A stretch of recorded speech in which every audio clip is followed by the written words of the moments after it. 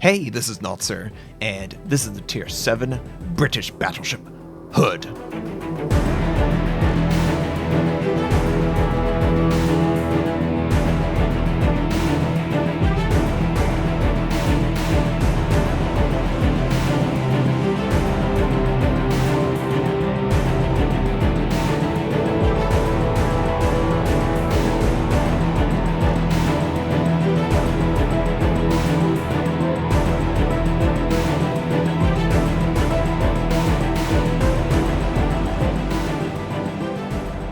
Now, the hood doesn't have any quirks that would force me to not use a standard battleship build, just like every other battleship.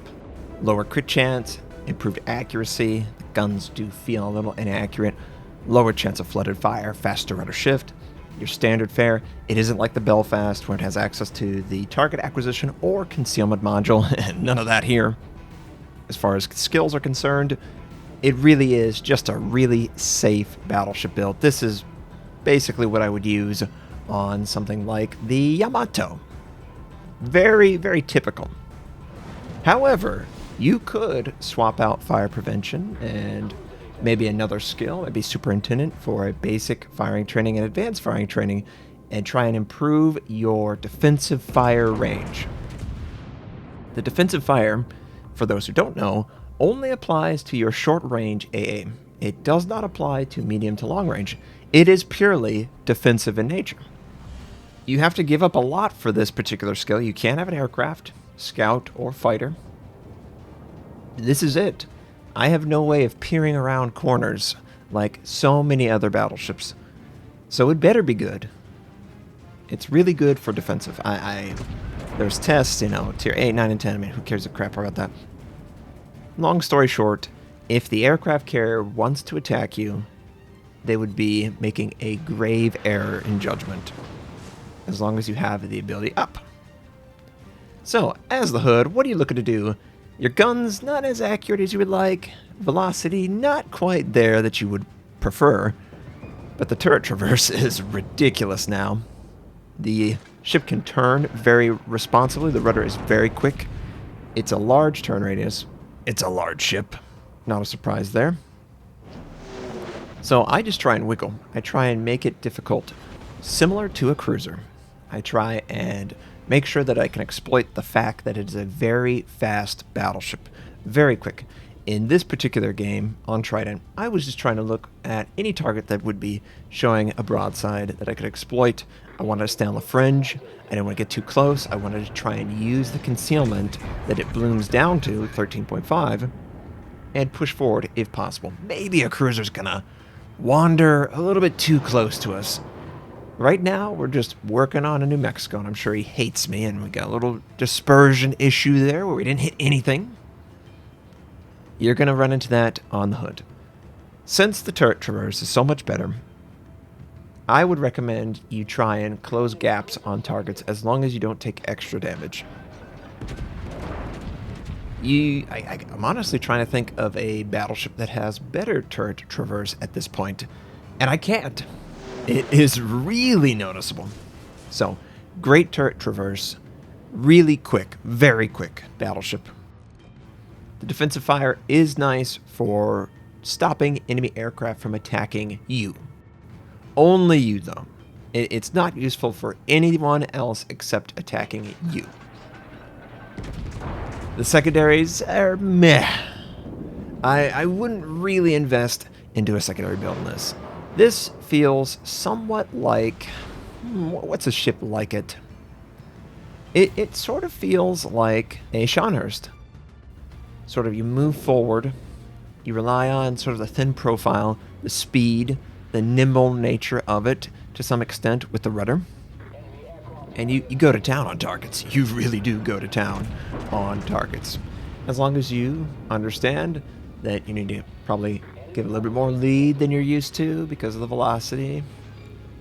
Enemy New Mexico moving forward. Suicide rush, not really a big deal. But because we're moving forward and because the enemy team is moving to the other flank, there might be some stragglers. And this is, the Hood is the fastest battleship at Tier 7.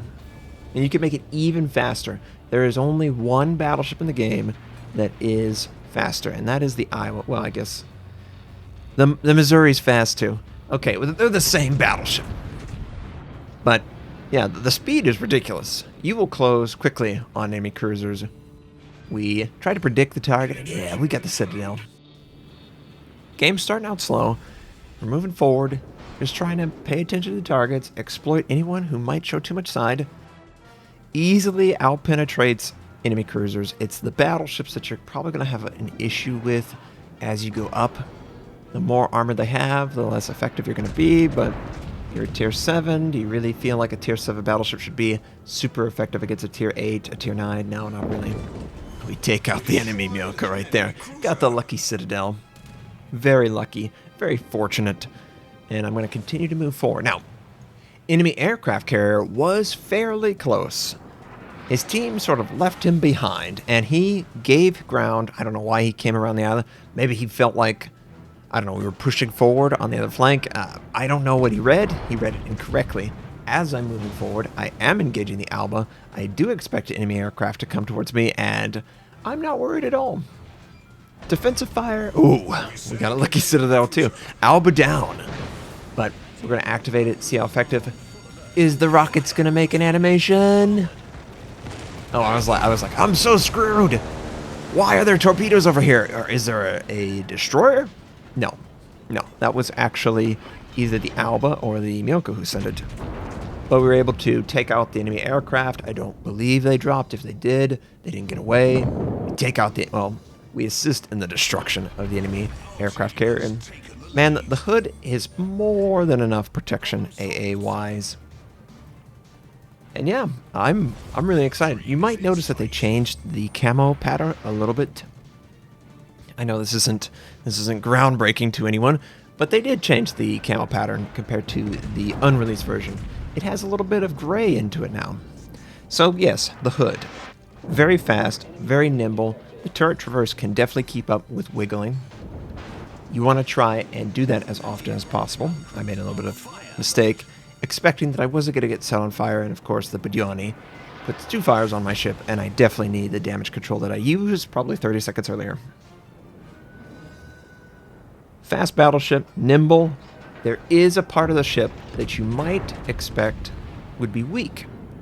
Love to go against targets who shoot right under the front guns at the bow. That's the weak point of all ships. Well, it's not the weak point of the hood. You are in fact firing at probably the highest armor zone that you can fire at from that angle. So don't fire at the hood's bow when it's angled, expecting your gun to penetrate underneath the main front guns. You will not do that. It's got like 127 to 152 millimeters of armor there. That is not a weak point. Okay? But the bow is. The bow, 25 millimeters. 25 millimeters. Just say that out loud. That's so bad for a battleship. If you ever get a hood going straight at you, every single battleship can overmatch that. Just shoot directly into the bow. The top of the bow is the same, 25 millimeters. It's just a huge target for you. The Citadel is not quite as easy to access as you would expect. Because of the nature of the rudder, and because of its thin profile and its speed, people kind of underestimate just how much damage it can tank. It is very tanky. It feels like... It sort of feels like a cruiser in its mobility. And that's pretty cool. It's way cooler now with the turret traverse. So, it's a solid tier 7. I've enjoyed the finalized version. I just got it. What I also want to bring up is the hunt for the Bismarck is going on right now. And this is basically, if you, there's bundles, obviously. Oh, they cost a lot. Why would I spend? Funny you should ask. So usually they have bundles where, I don't know, it's extremely expensive, and it's just expensive because it's a high-profile ship, and they want to delay the people who have it until the event is over, where you will have the chance to earn it. Well, the bundle is sort of investing in reducing the time it takes you to complete the missions. The Hood has a single mission per, has a single task per mission. There's 7 missions.